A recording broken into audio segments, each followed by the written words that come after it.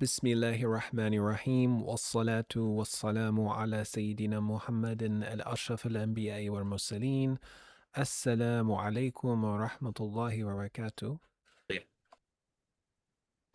So we're going to look at um, all ages, basically from when a child is born up into, we could say, the end of high school and college. And you may be wondering, what on earth do the great books and a cradle have to do with anything? But we'll discuss that, inshallah. So we'll call this Children and the Great Books from the Cradle to College. Okay, so a little bit about myself. My name is John Ropoulos, or Ustadh Yahya, as my students call me. I'm the founder of Edub Academy.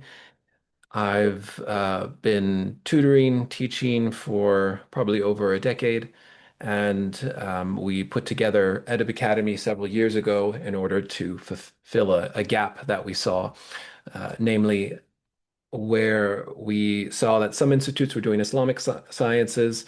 There were a lot of classical Christian homeschooling sites that were doing the traditional liberal arts, including the trivium.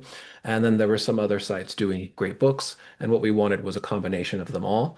And so that's why we created Edub Academy. And at Academy, what we do is we provide liberal arts slash trivium courses, so grammar, logic, rhetoric, and great book seminars, as well as some Islamic sciences. If you want more information, you can look at our website. It's edubacademy.com, and you can also look at my LinkedIn and what have you. But let's get to the important part, why we're here today, the webinar.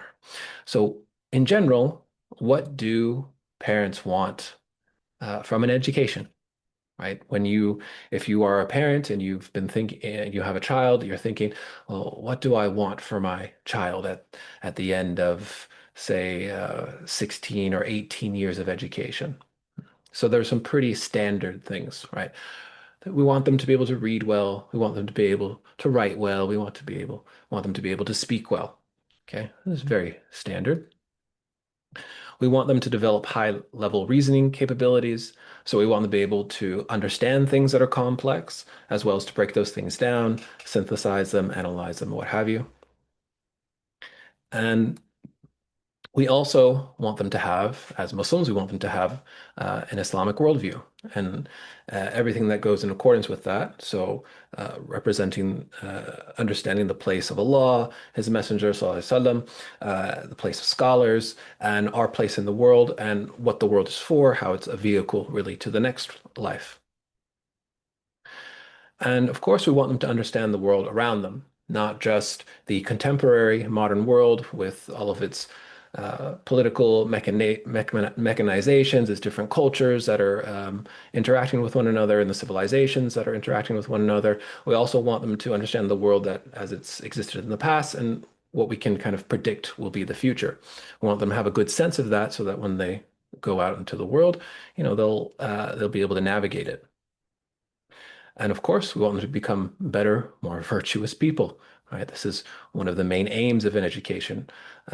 It's sad that most of contemporary modern education has lost this. And if we're all really honest with ourselves, we want them to go to college, do well, and get a good job, or at least get a good job, have a family, and then send their kids off on the journey that we put them on. Okay. So all of these things you can accomplish by using great books in your either homeschooling curriculum or if you have a school in your curriculum. And how do they do that? We're going to talk a little bit about that. But and first we have to talk about what a great book is, of course. So we will see how can you kind of achieve all of these aims by incorporating the great books. And for many of you, I'm preaching to the choir, as they say, as in you already kind of believe that great books can do this, and maybe you just want a roadmap. So we will also cover that. So what are we going to cover today? What is a great book? We have to start with a definition. What is the thing that we're talking about? Then we're going to look at, so I broke these up into kind of simple stages. Obviously, we could break them down into more stages, but just for ease, so you have something to remember. I'm not just burdening you with a bunch of facts and this and that. I want it to be easy. I want it to be simple for you, something that you can navigate your child's education with. So we're going to have one stage is basically from the crib, so when the child's born, to when they begin reading. And then we'll take when they begin reading to middle school, and then from high school to college. And of course, that kind of extends into the rest of life because our education should never really stop. And the great thing about a great book's education is that you really love, if you've done it right, by the end of it, you really love learning. So you're become an autodidact of sorts, and you really enjoy learning for the rest of your life. So um, your education never stops. Um, and then, of course, we're going to discuss some of the common problems and solutions to those problems. So, first things first, what is a great book? We've all seen, I'm sure, the great books of the Western World collection. It's the most iconic series, right? So, what is a great book? And to answer that, we have to first ask the question, what is a classic? Because sometimes these two get confused with one another. Sometimes they're used interchangeably, depending on the person who's speaking. Okay, and so we want to be able to distinguish them because I'm sure you've all seen classical English literature curriculum lists and what have you. I think we have one called classical English literature. You've probably, you've heard of Peter Pan and these things. They call them classics. Why do they call them classics, right? So first off, what is a classic? The first answer to that question is what was historically seen as in the West, okay? And these were the Greek and Roman classics. So if you go to a classics department in a university, what are they studying? They're studying the ancient Greeks and the Romans, and specifically their literature, and literature of all sorts, whether it be history, philosophy, poetry, et cetera, et cetera. Now, this is the primary meaning. Of course, if you look in the dictionary, they'll give this will be a secondary or tertiary meaning. And this was also extended to, okay, a type of classics of, say, Arabic or Persian literature. And then if we go to classic Chinese literature, right, we can find the same usage there. But basically, it refers to these older texts that are at the foundation of a civilization, and in the West, that was the Greek and Romans. Now, a classic can be defined, often is defined as an artist, author, or work generally considered to be of the highest rank or excellence, especially one of enduring significance. Okay, so what does this mean? It means the book is really good, and it's absolutely the best out of all the books, maybe in that genre, or maybe at the time. Now, this last part, especially of one of enduring significance, this is where classic and great books start to mold together. Okay, so if you know a little bit of Arabic logic, or logic for that matter, great books are classics, but not all classics are great books. Right? So umum wa khusus mutlaq, as in uh, every great book happens to be a classic because it fits this definition this third one that a work is generally considered to be of the highest rank or excellence, especially one of enduring significance. Okay, but there may be really excellent books that are written that don't fall under the great books because great books tend to have some of these qualities. One, they are foundational, meaning that if you look at a civilization and you were to say, hey, what book really represents that civilization, or what is a key book of that civilization? So if you look at the West, for instance, someone would say the Bible or the dialogues of Plato or what have you. If you look at the Islamic world, of course, they would say the Quran, right? And Hadith and and so on and so forth. If you look at the Chinese civilization, someone might say Confucius texts. If you look at India, someone might say the Mahabharata or what have you. Okay, so foundational. This is often a key aspect. Two, responds to perennial questions, meaning that perennial questions, these are the questions that humans ask themselves at all times. What's the meaning of life? Is there life after death? Um, what is reality made up of? Etc., etc. So great books tend to deal with these questions. And of course, because it's a great book, it's also a classic, which means it's a work of excellent craftsmanship. And great books are enduring, okay, as in they tend to, for the most part, like I said, not all of them maybe have all four of these qualities, but maybe they have three. But they tend to endure for a long time throughout the entire civilization, or at least large portions of it. Okay. Now, sorry. We should also add one more that they are approachable in general, meaning that you, me, anyone, we can actually pick them up and start reading them. Okay. With some work, obviously.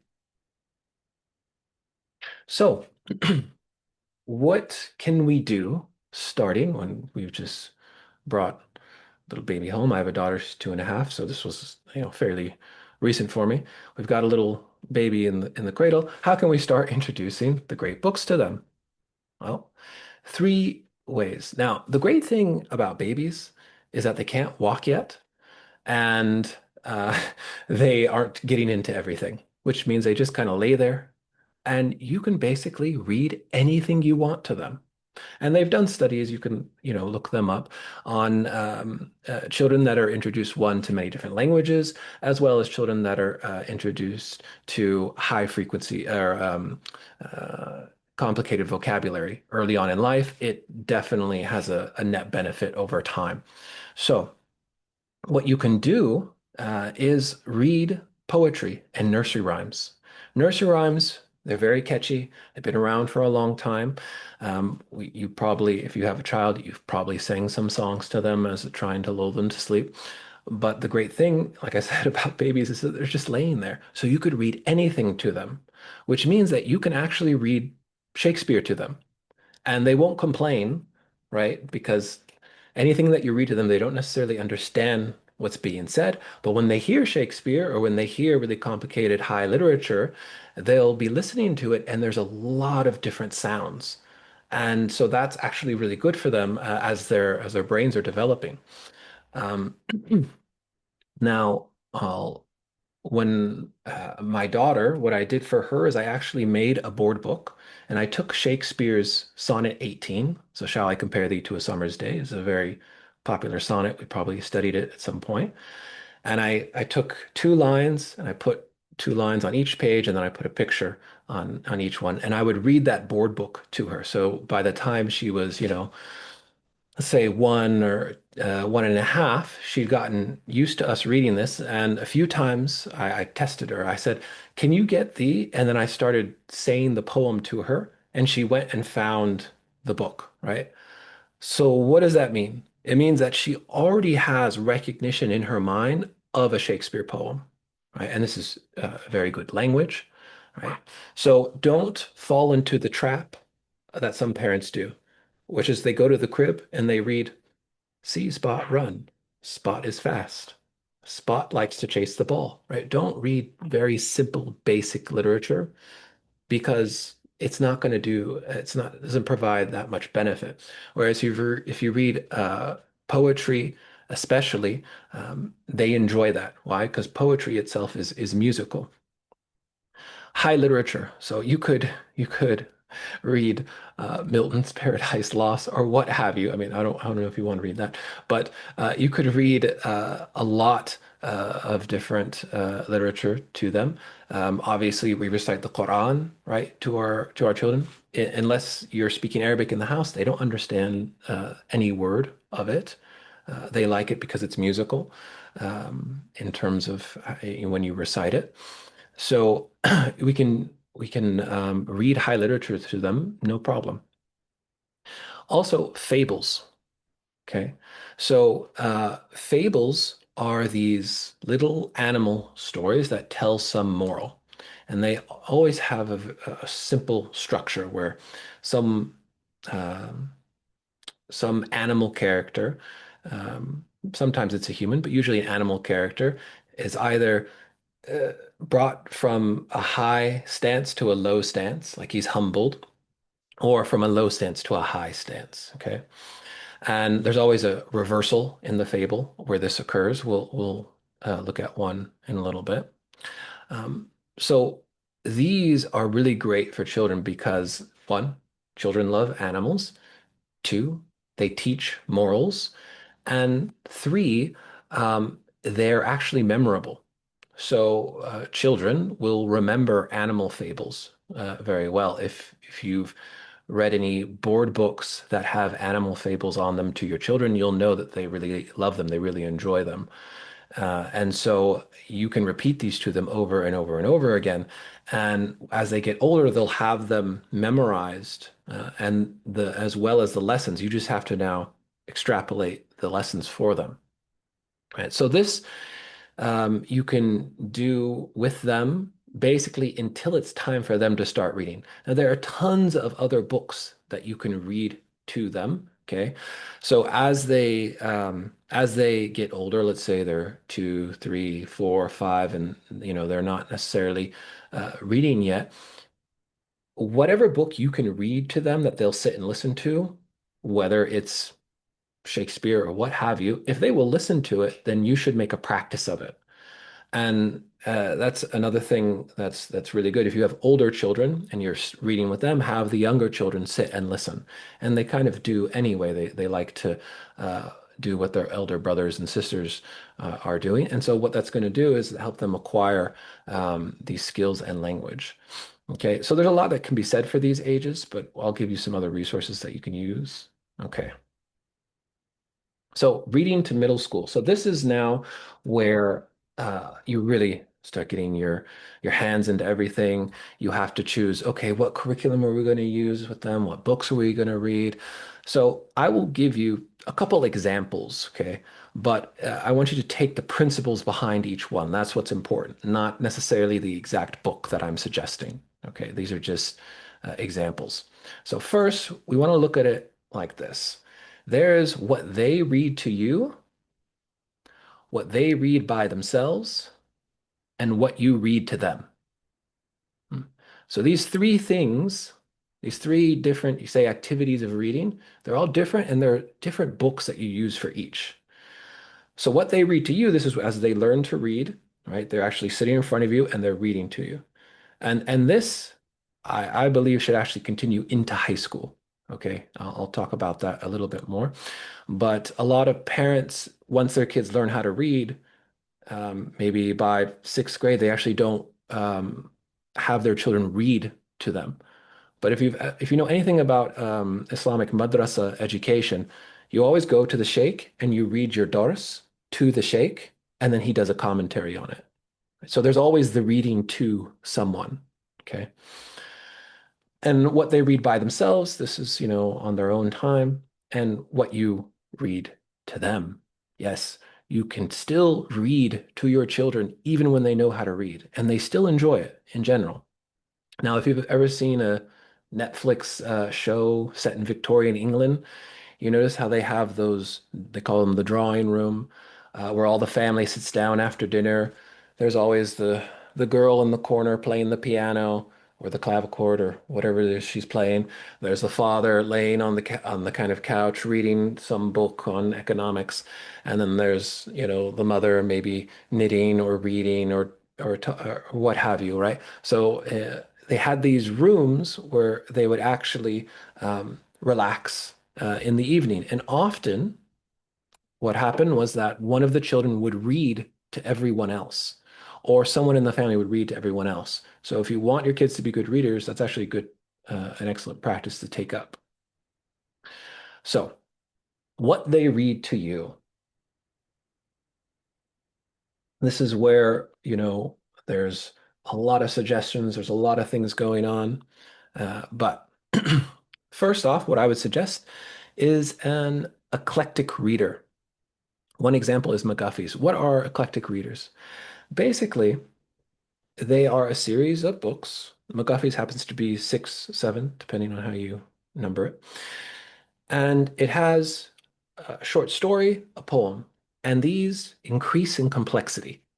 So that by the time you get to the fifth or the sixth reader, when you get to the sixth reader especially, you and I can read the sixth reader and we're looking up words and we're struggling to understand some of the sentences because it's that advanced. But because it's progressive, moving, story by story, little blocks of vocabulary being added bit by bit because it's progressive in that sense. It goes up level by level. By the time they get to that sixth reader, those stories are not as hard as, say, even if we just started on the sixth reader, they've actually built up to them. Okay, so there are a bunch of these. McGuffey's is one of the older ones, but also um, you should have them read poetry to you. And I'm going, there's a theme here. Poetry should be read throughout education. Why? It's very compact, right?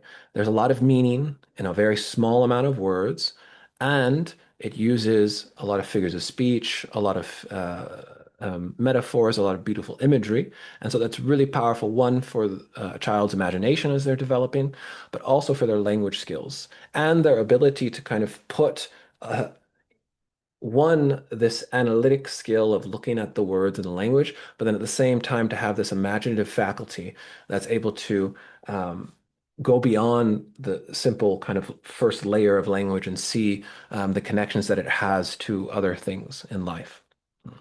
So they should read to you an eclectic reader and a type of poetry anthology. Here's a couple of them: Oxford Book of Verse, the Book of Virtues. There are dozens of these, maybe hundreds. So now, once they've finished the eclectic readers, so the eclectic readers, depending on how you do them, you could finish. I mean, they used to do them in sixth grade. You should look at the sixth level eclectic reader and think little American schoolhouses reading that in sixth grade.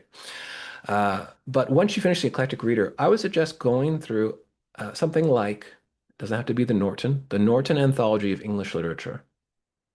Now, here's the way to do it. Now, what is an anthology of English literature? It's a collection of all the great authors and poets within English. And they usually organize it in time period. So they'll start with some of the earliest English literature, and then they'll end in the modern era. Now, what I would suggest that you do is you start, depending, you could start somewhere in the 1940s and work your way backwards. Why? Because if you start in the more contemporary English, I wouldn't do anything past 1940. There's only a few because poetry gets really bad after that in English. Anyway, not everyone, not every poet, but in general, there's a degradation of the language.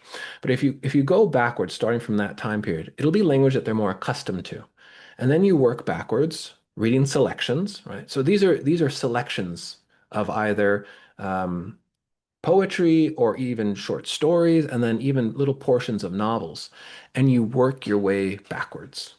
Okay. So that by the time you get to, say, Shakespeare or Chaucer or these guys, you've gone through, right? Kind of backwards, the English language gets more and more complex as you move backwards in time, right? And more and farther away from what we're used to.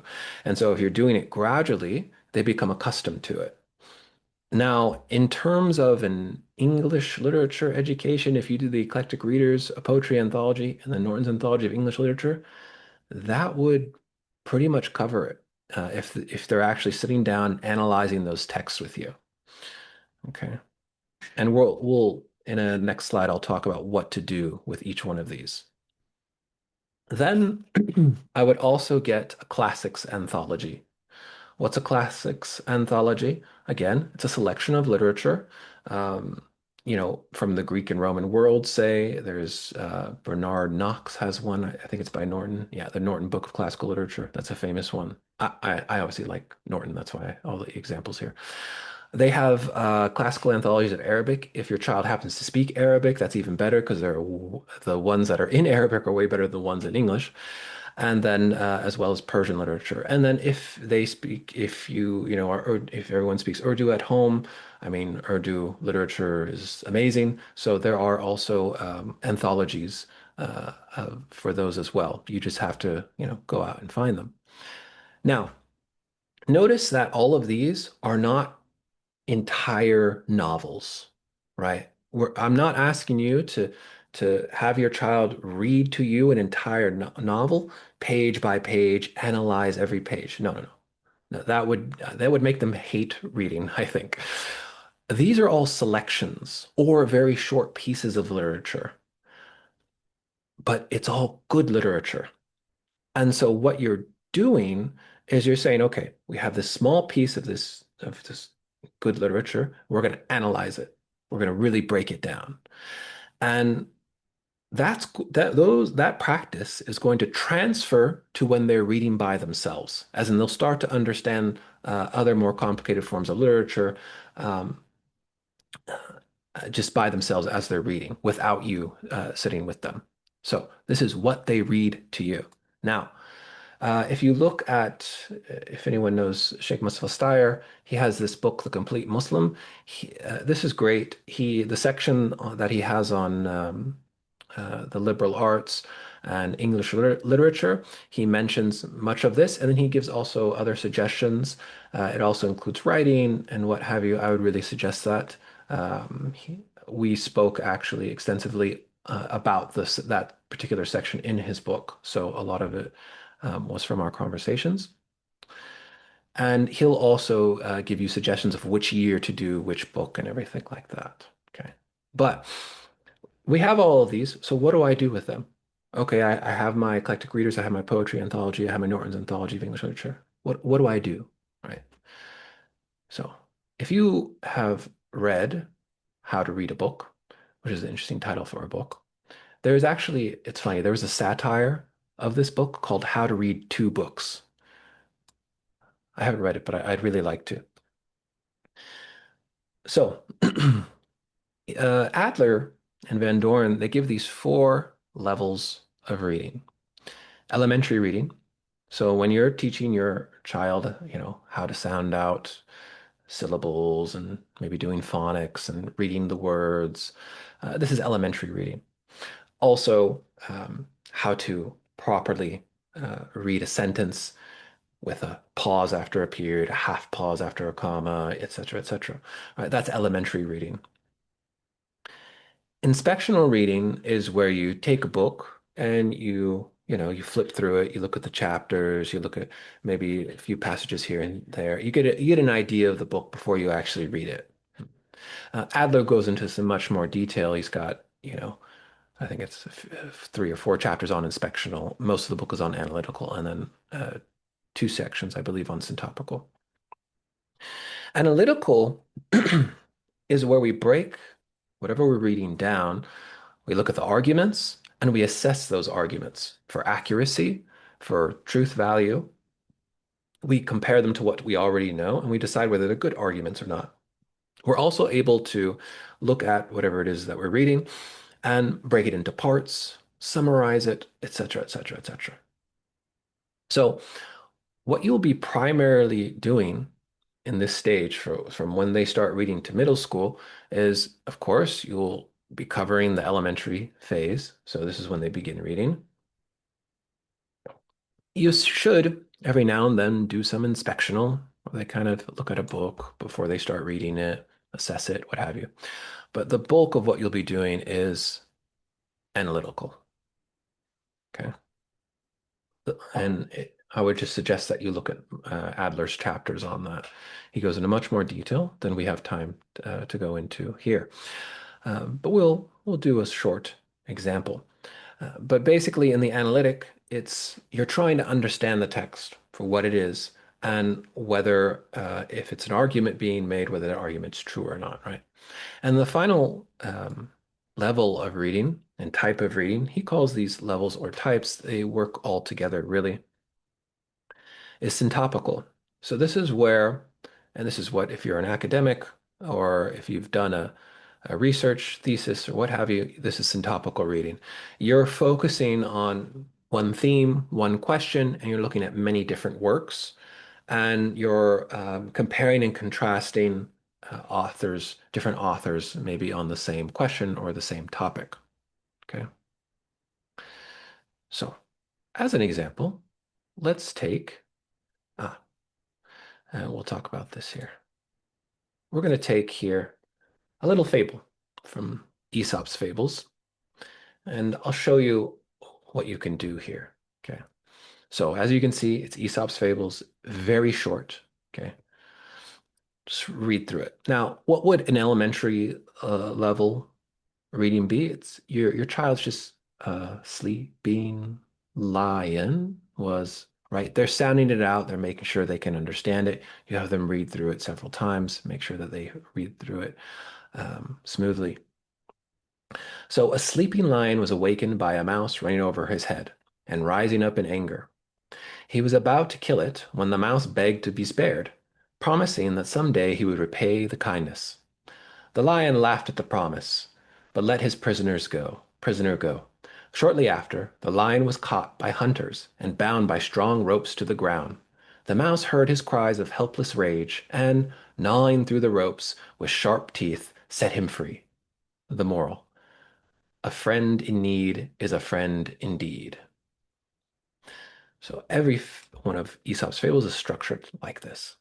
Now, in an analytical reading, right, you would have your child, let's say they're very young, say, what's the fable about? And they say, oh, there's a lion and a mouse. First, the lion catches the mouse, and then he lets him go, and then the lion's caught by the hunters, and then the mouse saves him, right? Simple kind of summary, what's being said. But then you would break down in its parts. And every fable, like I said, has certain aspects. There's one called the reversal. This is where things switch. So in the beginning, the lion is on top. He's the big guy, right? He's captured the little mouse, right? But then, shortly after, the lion was caught by hunters and bound by strong ropes to the ground. This is what's called the reversal in the fable. It's where the lion who was on top was brought low, right? As in, he's now caught by hunters. Before, he was the one who caught the mouse. Now it's reversed. So you'd want to help them identify where this is in the fable.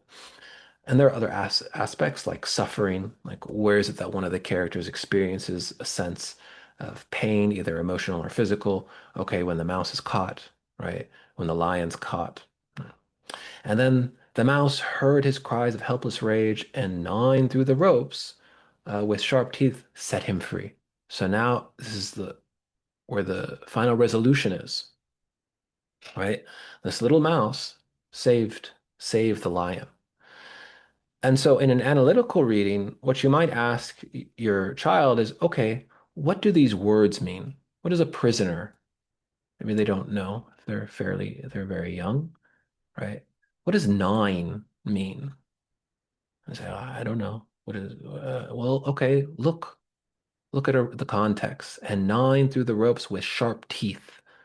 The gnawing is happening with the teeth. What do you think that means then? And maybe they might say, oh, biting. Oh, yeah, there you go. Right? That would be a simple analytical reading. Okay. Syntopical would be you compare it to something else.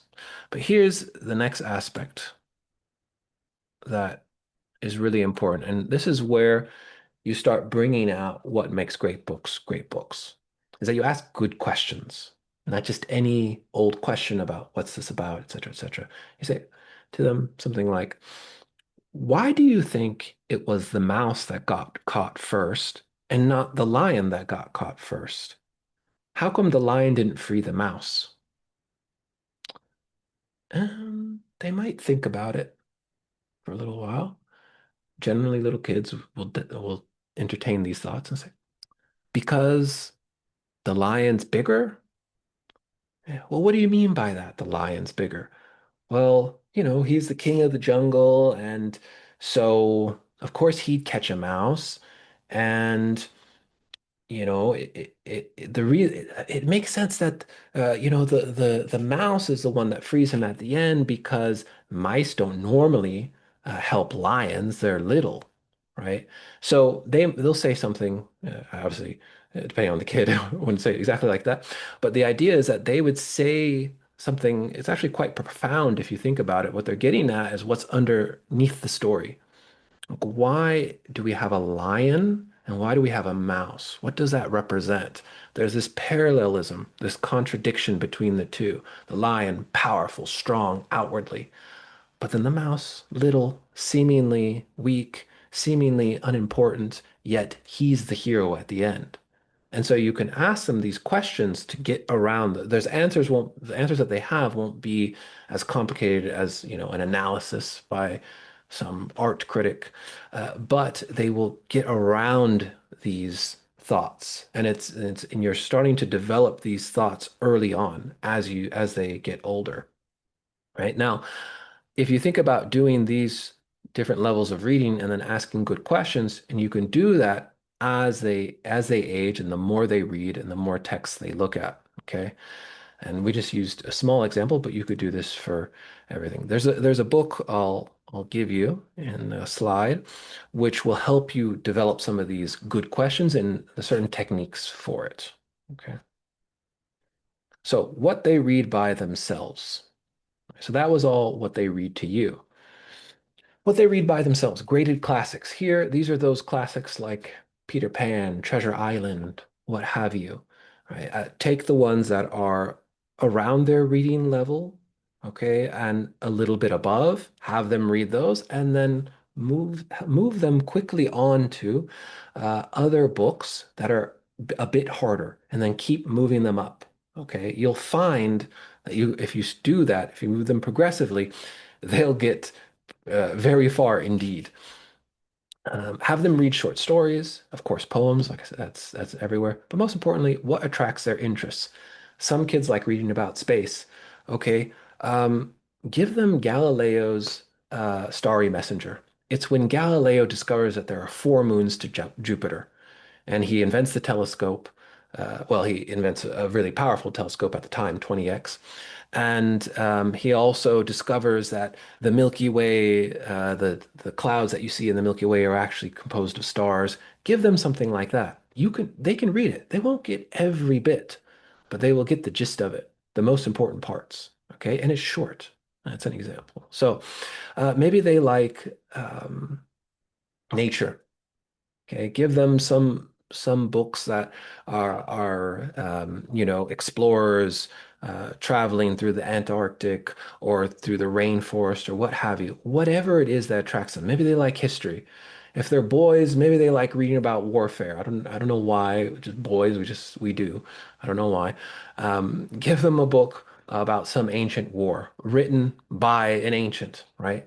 Um, whatever attracts their interest. And that doesn't have to necessarily be at their level, quote unquote. You'll find that if they are really into something, it doesn't matter what level the book is, they will read it. Okay.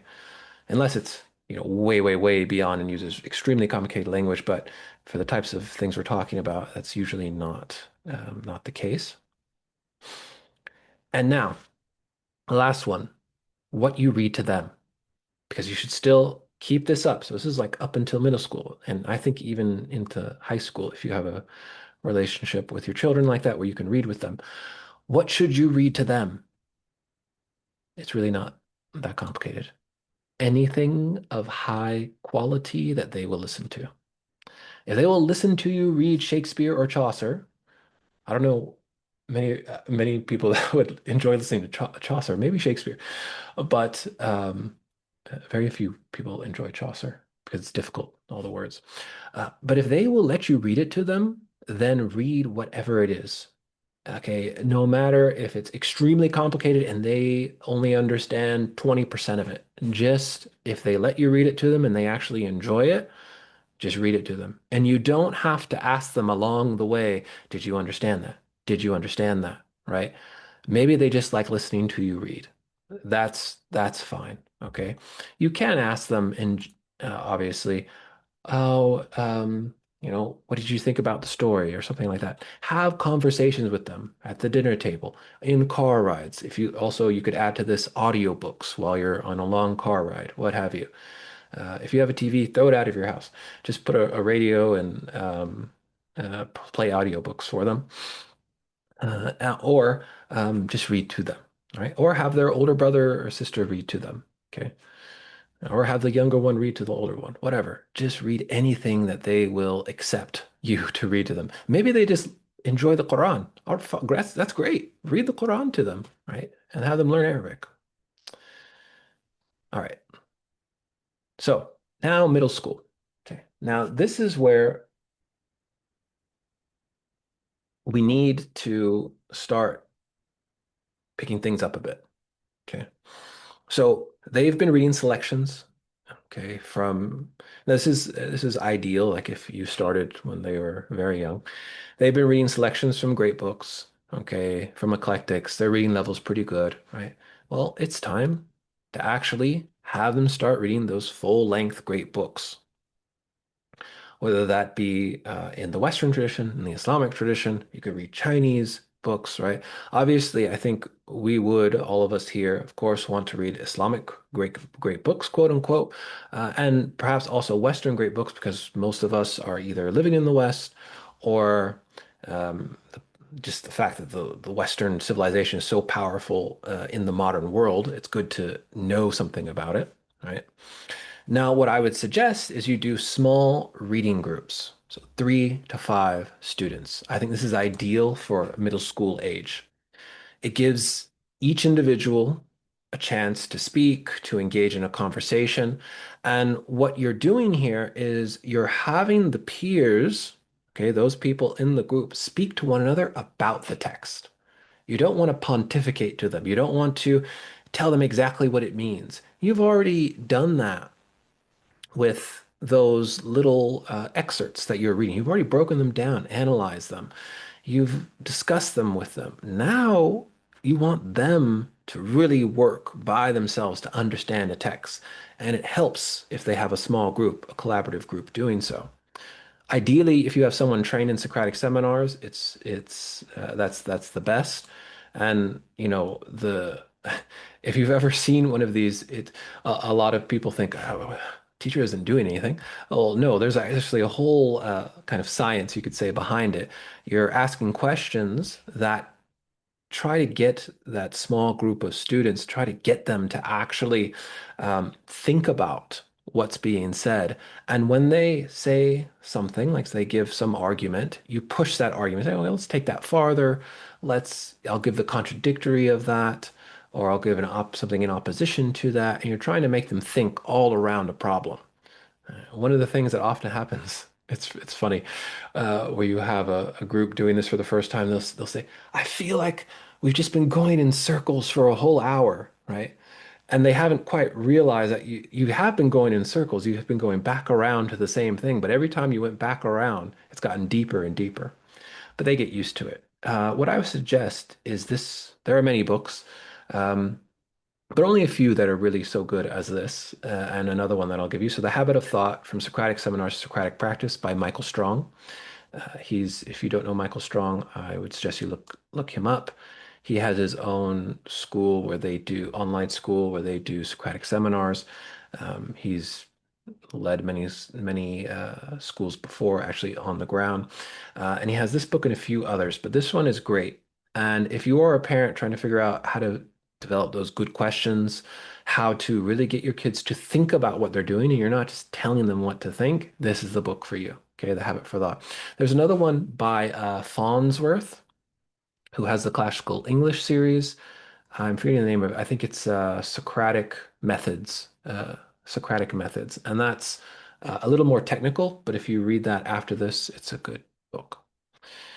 So yes, if you could think about little homeschool groups and then a parent leading it, that's fine. Or hire a tutor to do it. You know, someone that has experience, that's fine also. Or even a high school student who's done Socratic seminars and has some feel for it. Right. Now, high school to college. So again, you're having them read these great books.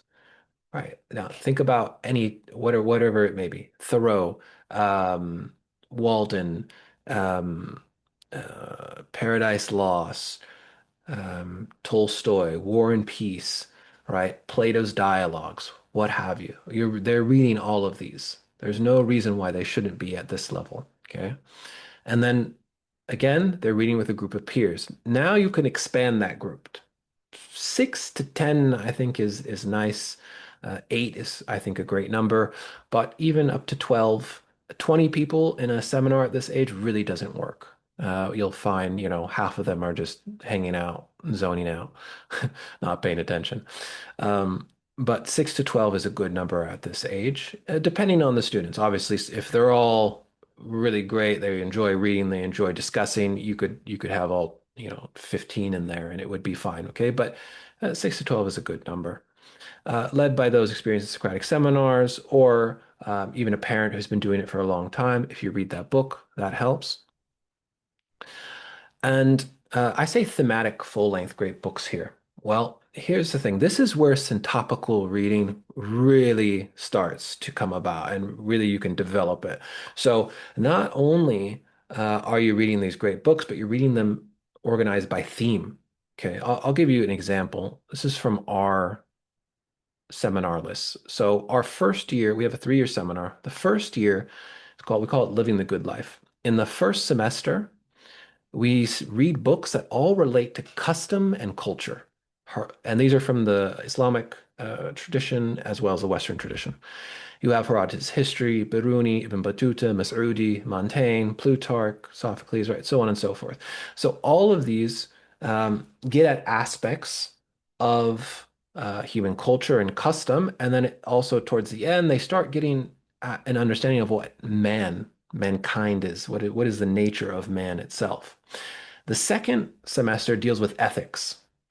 Okay, so these are all great books, but it's organized thematically. So you have Plato, Ibn Tufayl, Marcus Aurelius. All of these are ways at looking at uh, how human beings become virtuous, or in the case of Faust, how they become evil, right? You want to study the opposite of something, right, in order to compare it often, right? Let me show you the second year as well as another example. So society and civilization. So we organize it so that the first semester is on history and historiography. So all of these texts are either examples of historical narratives or, like for instance, El-Iji's The Gift and Ibn Khaldun al-Muqaddimah, they talk about the science of history itself. So so do excerpts from Thucydides and other parts, right? But all of these are getting at the question of history, and they have certain key historical moments that we wanted them to read. Now, this we do in a year-long seminar, right? Meeting twice a week. So obviously, if you're doing this at home, you can have far more books on this list, especially if they're reading them by themselves and they really enjoy reading. And then our second semester, we do politics. So as you can see, it has Aristotle's Politics, Plato, Ibn Bajit, Tusi, Machiavelli, Hobbes, Leviathan, Rousseau, the American founding fathers, including the Declaration of Independence and the Constitution, et cetera, et cetera. You even have some Karl Marx because of how influential he was in the modern period, Democracy in America, and then we even look at the Ottoman Constitution of 1876 and the Majella and the Constitution of Persia, right? So this is the type of thematic great books reading that they should be doing.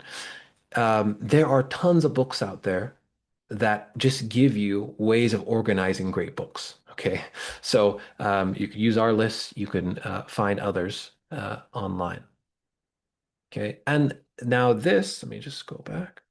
So this thematic reading in groups, they can do all the way into college. And by the time they get in college, they're organizing it themselves and doing it with friends. There are actually online sites, one of them called Catherine Project, where they have these seminars for adults. And so college students are adults, so they would be able to do it then as well. Okay. Finally, last slide. Problems and solutions. So, what is the biggest roadblock to reading great books? It is just the fear that the book is too high, too great for us to touch. How can I, a parent who's never read these books, introduce them to my child, right? This is often what we have. There's a fear of approachability. Okay, but here's the thing. When you actually just pick up the book, start reading it, get into it, you will find that over time, you'll get used to reading these books, right? And that kind of segues into the second question, aren't these books too difficult? They are difficult at first, right? But as you read them over a period of time, they get easier and easier. It still boggles my mind when we have a seminar and the first semester we read Herodotus, these histories, and these kids, oh, this is difficult. We always do one-on-ones with them and say, well, how was the first reading? How was the second reading? And they say, oh, this book was really difficult. Even though I know the book is actually far simpler than the later books, I say, oh, this book was really difficult. And then I always get, and this always drives me a little insane, they say, Aristotle was easy. I said, Aristotle was easy? I said, yeah, Aristotle was easy. Like to me, because Aristotle is not easy, but because their experience was in their first semester, this is the first time a lot of them have been reading great books. It was difficult for them, and they get to the second semester where they read Aristotle's Ethics, and they tell us it's easy. That to me just because I'm doing my PhD in philosophy and if a high schooler tells me that Aristotle's ethics is easy, I'm like, wait a minute, why is it difficult for me? Um, but it's just the feeling that it's now easier for them to read. So it does take time. And if you've been doing it since they were kids, obviously they're not going to feel like they're difficult. What if my child is not a reader? Okay, uh, I think this is a myth. I don't think there's a such thing. I think your child may not be a reader in whatever books you've given them, but there is some book that they will be a reader of. I know this from personal experience because I was not a reader until I discovered Mark Twain, and that was in high school. So I didn't, except for history when I was a kid, I read a lot of history. But when I was in high school, I discovered Mark Twain and I read a bunch of his books. It was the first time I really got into reading. And then I went to college and just fell in love with all types of literature and what have you. But you just have to find that author or that genre that they like. Boys, like I said, like to read history about wars. Uh, Sometimes that's what gets them going. In general, I mean, I'm not sure. Most of the time, I hear this about boys that they're not readers, but I'm sure there are plenty of young girls that feel like they're not readers. Well, what book will get them to be readers? That's the question you have to find that to answer. Okay. All right. Enough of me discussing. Let me pause here. Oof. Yes, I will provide these slides. So if anyone has any questions, you can now unmute yourselves if you want to ask them, or you could type them in the chat.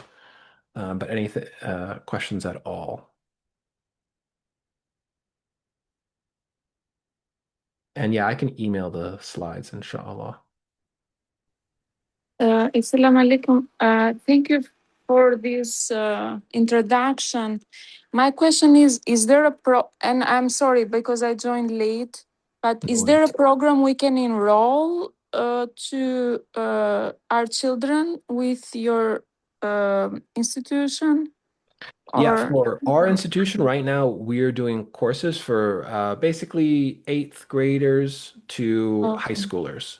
So if they're younger, we don't currently have courses for them online.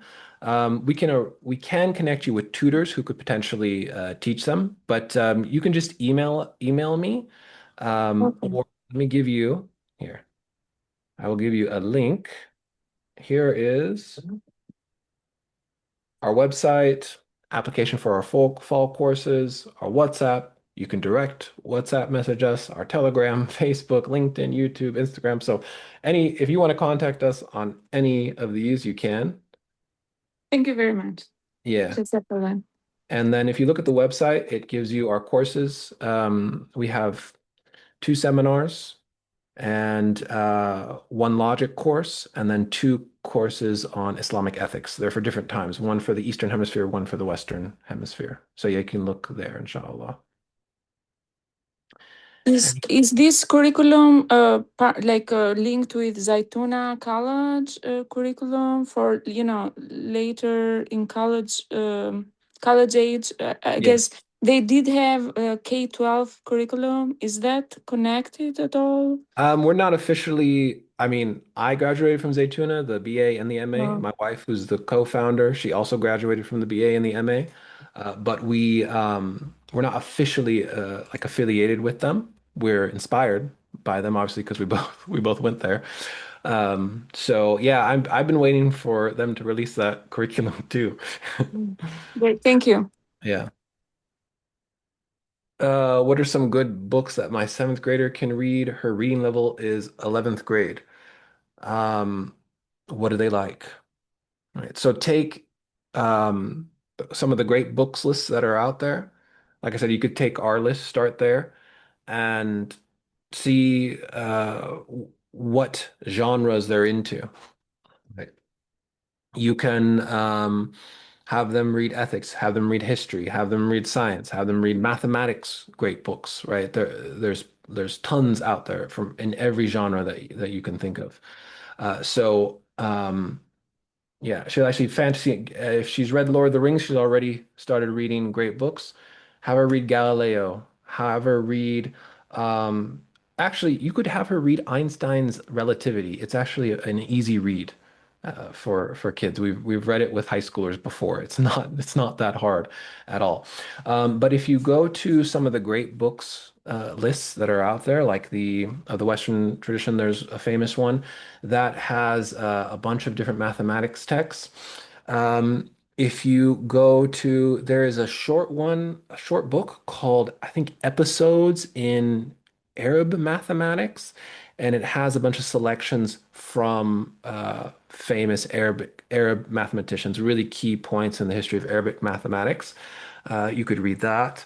Um, Fantasy, yeah. We also have an English literature list. It has fantasy on there as well. If you go to our website, it'll pop up and say, "Hey, get our English literature companion," and then you put your email, and it'll send it to you. There's a bunch of fantasy on that. Uh, Gulliver's Travels is a famous fantasy novel, but it's actually an allegory for philosophy. So yeah, there's a lot out there. Any other, and you can also, if you guys have more questions and you want to, oh, I forgot to press that. If you'd like to meet, so I do 20-minute little Zoom meetings. And if you have specific questions about, and they're free, if you have specific questions about, okay, my kid is, fifth grade, loves this, loves that. What should we read? You can just book an appointment on there and meet with me, and we can discuss, what books they would potentially, or if you're having difficulty implementing something, right, you can always with me as well and discuss that. Or if you'd like to discuss our program and what options we may have for your kid, you can also book a meeting for me there. There. Any other questions? Assalamu alaikum. I've got a question. So I love poetry, and studied it much later in life, but a lot of classic poems have kind of themes that are questioning like the purpose of life and like questioning God's existence, and sometimes they come to the conclusion that there is no creator. Um, and so like, do you screen poems before sharing them, especially with very young children? Yeah, oh, yeah, good question. Yeah. So for instance, all of those readers I gave you, of course you would want to read the section that you're going to read with them first. The McGuffey's eclectics, not really. There's nothing like atheist or anything in there. Some of the Greek and Roman classics you might want to read just for sometimes some of the content in there. The Greeks and Romans didn't have the types of sensibilities that we did in terms of education. So their kids would read some things that we definitely wouldn't have our kids read. So you want to read those first. So if you're going to do a lesson with your kid, read the poem or the story or what have you beforehand, and make sure it's good and clean. Um, and I would say that you should do that up until they start getting into middle school. And then you do want to slowly start introducing them to literature that has, whether someone's questioning God's existence or something like that. Why? Because they're going to be faced with those questions sooner or later, right? Whether it's going to be from a friend or whether they go to college and what have you. And it's much better that they talk about those things with you or with a teacher who's, especially a Muslim teacher, in a classroom from the perspective of we're looking at this character in this story and this is what he believes. So that they can, it's almost like it's a safe zone for them to kind of think about the question itself and then come up with some good answers as to why maybe that person's wrong or what have you. Because the kind of what do you say, knee-jerk reaction that kids develop when they're younger, which is a good reaction of like, oh, that's bad. I want to stay away from it. This is almost the foundation of ethics, right? That can't last necessarily into college if you're going to an American college, right? It's unless they're in a complete bubble all their lives, they'll be fine. But if they're actually going to interact in the modern world, they're going to face questions related to their faith or what have you. And so it's better to be in an environment where they can ask those questions safely, and then have people that are either trained or if it's just a parent, someone that they're comfortable discussing with, and have them be able to discuss those things with them. So, and I would say that if you go to, I mean, if you study poetry, like just if you go basically pre-romantics, you're generally not going to have that problem. I mean, a few authors here and there. Some of the romantics may be problematic, but it really doesn't, at least from what I've seen, it doesn't become a huge problem until kind of mid 1800s when there's a series of books that are released in England that really force people to start questioning their faith and what have you. And that's where atheism, especially post World War One, that era is very troubling because Europe just went through one of the worst wars of human history. And so there's a lot of, call it the lost generation, right? So you might want to stay away from that poetry if and stories in that time period if the child's very young, kind of skip over it. And that's fine because what you're primarily doing at this young age, I'm talking from when they read to middle school, is that you're trying to get them to just appreciate the language, the use of the imagery, and what have you. You can get the historical and other aspects from it, but that's not the main purpose of studying literature at this point. Um, you are going to get important questions about life and what have you, and they can start entertaining them. But yeah, I think if you read those pieces of literature beforehand, before you actually read it with them, that's a better choice than just kind of going into it blindly. And also, it's good as you, the teacher, to prep, right? So yeah, definitely read them, I would say. Thank you. That's really helpful. And if you have a couple minutes, I'd love any recommendations on sort of engineering classic books for very young kids. That is a good question that I don't have the answer to. I don't know anything about engineering itself. I mean, there is a book. So if you mean engineering, like people, if you mean like people make really interesting devices and they talk about um, scientific instruments, and then also problems related to kind of around engineering. There are books like that I know of. Like Aristotle has a book. I think it's not really Aristotle, it's pseudo-Aristotle. I'm forgetting the name of it, but it's in his corpus. There are books on like the astrolabe. There are books on architecture. I know this is like not exactly engineering. But yeah, I would have to look that up and talk to some people who are a little more familiar um, with that subject because I am not too sure, except for like a handful of books here and there. Um, yeah. So sorry, I couldn't be of more help. Any other questions?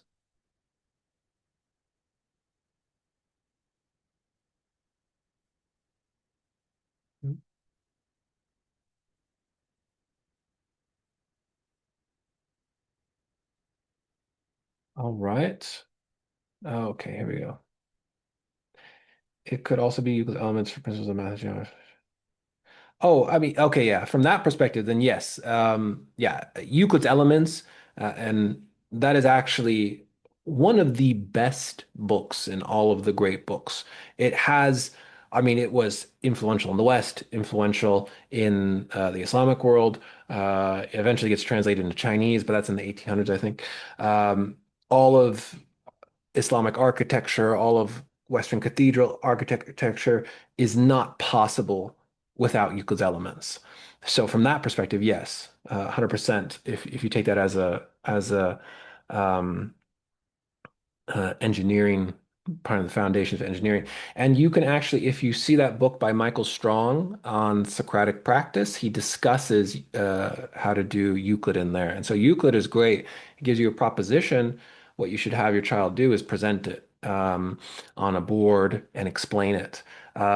And in that same vein, I could say Archimedes works. He has works on water, kind of mechanics, and a few other texts related to that. And so, yeah, Archimedes, Euclid. Um, there are some Latin writers, but I can't remember the names. And there's a lot. Oh, Leonardo da Vinci's notebooks is a good place to look for that. There are a few books in the Renaissance as well that talk about kind of, yeah, some talk about siege works, others talk about making engines and what have you. Is there So, sure. for example, like Ibn al-Haytham, Yeah, and that. But another question is, so this would go into the quadrivium, right? Like, yeah, okay. So the great books includes both trivium and quadrivium, correct? yeah. Yeah, so great books includes it can be in any genre. It could be mathematics, it could be science, quote unquote, it could be biology, it could be poetry, it could be literature, it could be history, could be spiritual, what have you, anything. If you look at many of the great books lists out there, they will list mathematics and quote unquote science texts. Um, in my first undergrad that I did at St. John's, which was a Western great book school, we had 3 years of laboratory science and 4 years of mathematics, and it was all great books. So yeah, there's a lot. You can read Newton's Principia, right? There's a lot, and these books are at first a little difficult, okay, but they're approachable because mathematics and science books that were written before basically the modern kind of fanaticism with specialization were written actually for general audiences. So if you read Galileo, you can understand it, right? There's a few places here and there, maybe help some equations. If you're not really really good at math, you might not get it, but he'll have a general story and argument that he's making, and you'll understand that. It's the same with Ptolemy's Almagest, probably next to Euclid, one of the most important books as well, because this was the foundation of astronomy up until really Copernicus, a little bit after Copernicus's time. You can read through that book, and okay, you may not get some of the tables that he argues, but you're going to understand his system and how he organizes the the cosmos, right? You'll understand it if you're able to read it, and your kids will understand it as well. It's a little difficult at first if they're not used to reading books in mathematics that are great books. But yeah, you can see that St. John's has a reading list. The great books of the Western tradition has a reading list. I mentioned the Islamic, the book, the Arab mathematics. There's another one. There's a 3 volume set on science in the Ottoman Empire. I'm forgetting the exact title of it, but I think it has portions in there. So there's a lot of resources out there. Yeah, definitely. And I'm not sure about an ebook for Michael Strong's book, um, Habit of Thought. Let me see. I don't even have a PDF of it. Those are great suggestions. I have a question. Are there any programs that can prepare children from elementary through, middle and high school with the Islamic perspective, for children to enter St. John's College, Yeah. at a level where they are knowledgeable to appreciate this curriculum. Are there any programs right now, like in US? That's a good question. So I know of not Christian yeah, programs, but they're Christian programs. Yeah, and so what you really have to do is kind of mix and match here and there. So maybe they'll do some great book seminars with if they're in elementary school or middle school with a Christian academy, and maybe they'll do their Islamic studies and Islamic sciences, with a sheikh or one of the online institutes, online madrasas. But yeah, I mean, but you could honestly, and here's the thing, you could honestly just read the books with them, or get a small homeschooling group of three families, 3 to 5 kids, and have them start reading the books together. That's really all you need, and they will start appreciating it.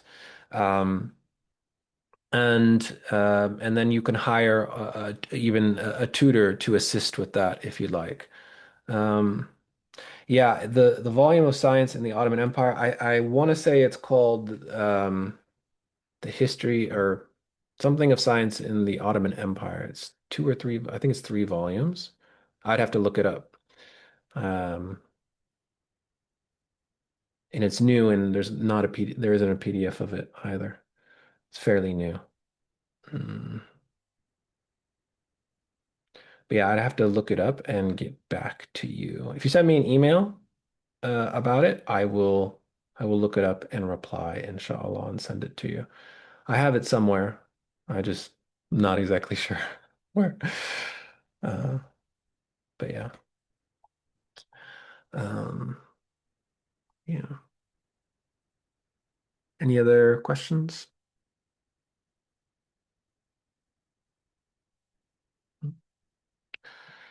Okay.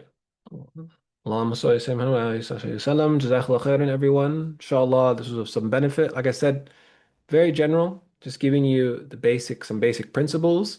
If you go by those principles and kind of general guidelines, um, if you're starting, no matter what age you're starting at, you could even kind of move take some of the things that you start the curriculum, start doing them in middle school, and then kind of mix and match, get a little creative with it. You will definitely introduce your kids to the great books, get them to start appreciating them, and then prepare them for if they want to go to a great book school, or if they want to do kind of more intensive readings and what have you as they get older. You could prepare them for that. And at the end of the day, like, what are you trying to get from this? The main thing is that you want them to be aware of the world around them, and what the world has been, how the world can potentially change. You want them to be good people. You want them to understand where they are situated in the world, where their beliefs are, and what their faith, and how that basically grounds them, and is able to shape them going forward in life. And you can get that one by giving them a foundation in their deen, obviously, but then also having them interact with some of these great texts that ask all these really difficult questions. And every time they have to think, okay, how do I situate this within my faith? And that actually strengthens your belief over time.